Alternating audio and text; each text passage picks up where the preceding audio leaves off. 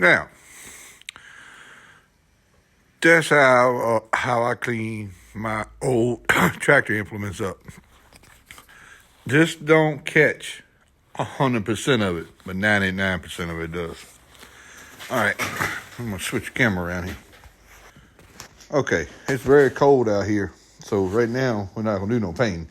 Because I'll be honest with you, I cannot get this heater in this big area to get it hot enough, say around 65, 70 degrees to be able to paint. So while it's cold, and I had to have my coveralls on anyway, and I need all the doors open so the rust can get out. You don't want to breathe that rust. That rust to get all of your nose, and it'll really mess you up. It's called rads you get out of that temporarily till you get all that stuff cleared out.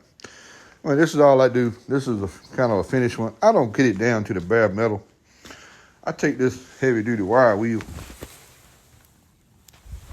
and I go over it and I get it pretty close.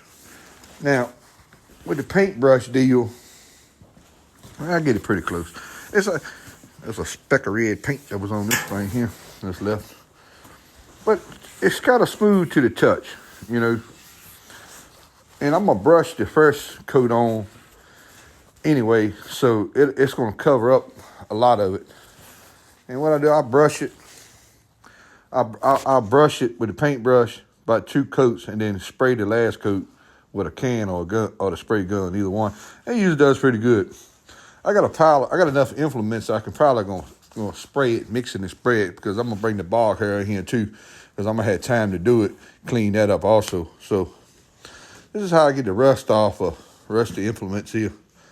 It's just wire wheel. Sometimes I would take the buzz sander to them if I got in the flat areas.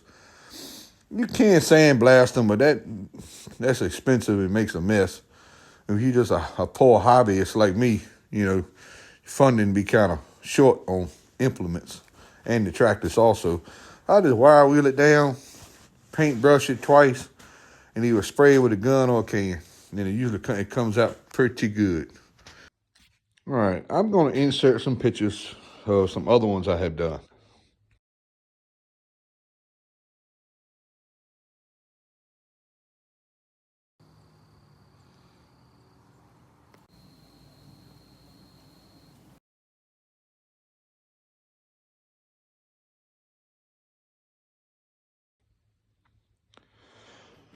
All right, you've seen those pictures. Now, I'm going to show you what I use and how I do it. I've gotten 1, 2, 3, 4 pieces cleaned up. I'm cleaning now because it's so cold you can't paint none. I mean, it's steam coming off my breath inside the building.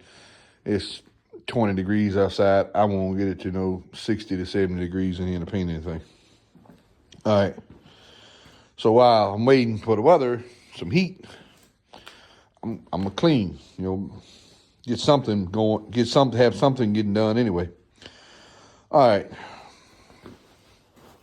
I showed you this piece here, and the plow wasn't done yet because the plow was laying over there, and had this on the chain horse, I believe. All right.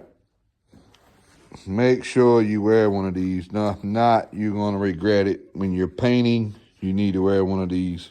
Also, a better face shield is better if you got a gas mask, the type one, the big paint mask, but I just usually wear these. I like Milwaukee, so I buy Milwaukee everything, almost. But wear your respirator. I buy these here. You can see what the outside looks like versus the inside.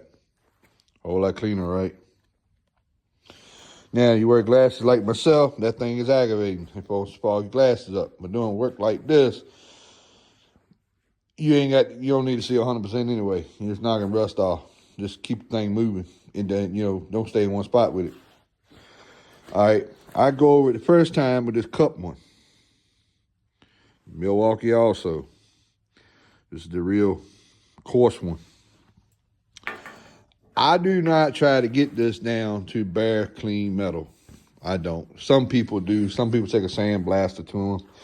I call them people purists. It's what I call them. They want to look like exactly like it did come in the factory. I'm not. I'm going to use this stuff. I'm going to stick it in the ground. I want to enjoy it. So we're not gonna sit here and look at it. That's just me. But when we see a problem, we're gonna fix it and try to fix it correctly the best we can, the best we can afford to do. So why cup it down with that? Then I put this one on here, Milwaukee also. And I get that in these little corners and crevices the best I can. Now, it's like down in this spot right here, you're not gonna get down in there. Not with nothing like that. This is where this little tool comes in handy. You can get down in here and just scrape the loose off. Just scrape the loose stuff off. All right, move this bud sander.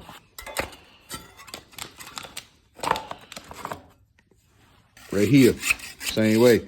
I used to see Granddaddy them, they would paint a lot of stuff like that. They didn't have all these tools to work with. They just had hand tools. They'll take something like this and paint it, you know. I can guarantee you, right here, what I'm doing, it's gonna look 100% better, and it's gonna last longer by not doing nothing to it. Some people you might hear some people say, hey, that's all you're gonna do. You're gonna clean out the bare metal and ain't no need doing it. Well, in my opinion, you don't need to clean it really down to bare metal, but it paints down and longer, yes, because as this old paint gets older and older and older and starts flaking off, your new paint's gonna go with it. That's gonna go with it also. This thing we're painting down to bare metal. In the day, this is just an implement, my hobby. So we're not gonna spend that much time on it. Now, my tractor, I did it differently. I almost got my tractor down to bare metal, almost. You know, I wanted that to look like that quite a few years. And all right, the bud sander. The bud sanders out here, all these flat surfaces, you don't have one of them to work with, you can do a lot of it with this. But just remember, getting down in these little, these little corners here, it's not gonna work. You can always call them triangle mouse sanders, in my hands in the camera. You got these triangle mouse sanders, little carpenter guys in carpentry. You can get some more crooks and crannies with that. Now I have took stuff like this and got down in the little corners and stuff like that. And at the end of the day, I said, well, who's gonna see it? Nobody's gonna see it but me. This stuff's not going to a show. It's not gonna be on display. But that's all I do. And you look at the pictures there. I took this apart. And I try to take some of the stuff apart, like I'm gonna paint different colors. But I'm not taking this plow apart because this is gonna be a nightmare with the bolts and stuff. I'm just gonna spray this black and then paint brush around the beam with the red, and don't spray no red on this end, if that makes any sense. But that's what I did the one bottom plow. We're gonna paint the black first and let the black overspray onto the main frame that's supposed to be red. Then when we get there to the red part, we're just gonna cut it in with the brush and not spray no paint down on that end. This is how I do it. I'm gonna paint that red, and that's gonna be red. The wheels are gonna be white. So when I pull the wheels off, try to pull off anything that's gonna be a different color. These are gonna be black that goes on my rolling cultivators. I'm gonna paint these back cream color white. Those gonna be black. So I took that much apart. That makes any sense to you. And they're gonna be laid over separately, be white. But that's all I do. Wire wheel, these two style wire wheels, wherever I can get to. It's like a poor man's paint job. It's kind of deal. A poor man's paint job. Might label the video that poor man's paint job.